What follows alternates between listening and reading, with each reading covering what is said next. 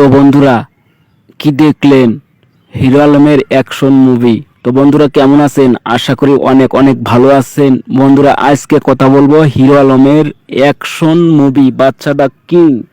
তো বন্ধুরা দেখেন হিরো আলমের মতো মানুষ সে একটা অ্যাকশন মুভিতে অভিনয় করেছে। এই মুভির ডাইরেক্টর হলেন ইভান মল্লিক।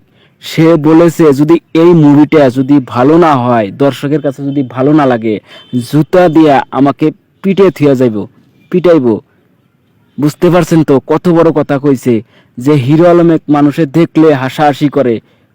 আর এই হিরো আলমে এত সুন্দরভাবে প্রেজেন্ট করছে, সে নিজেই গ্যারান্টি দিছে যদি সিনেমাটা ভালো না হয় জুতা দিয়া স্যান্ডেল দিয়া আমাকে পিটাইতে যাবো। এই ইভান মল্লিক মানে এই কথাগুলা বলছে।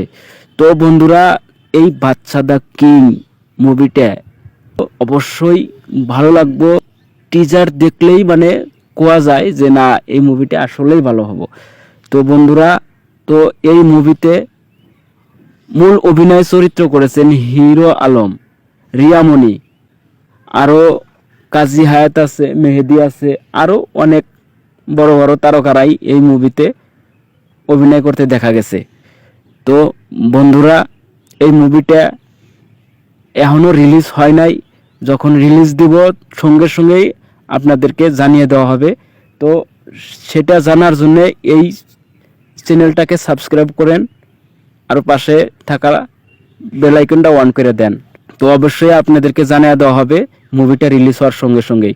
তো বন্ধুরা ভালো থাকবেন, সুস্থ থাকবেন এইরকম ধরনের ভিডিও পাওয়ার জন্য।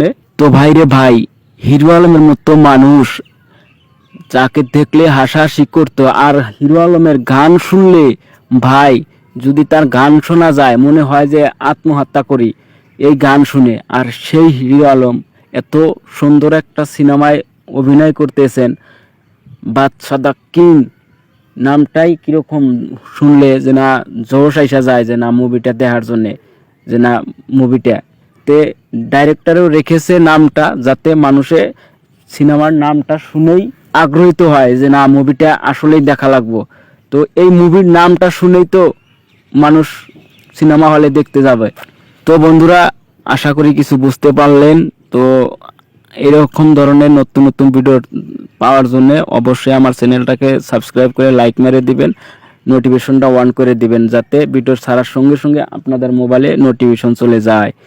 তো ভালো থাকেন, সুস্থ থাকেন, আবার দেখা হবে আরও অন্য একটা নতুন ভিডিওর রিভিউ নিয়ে।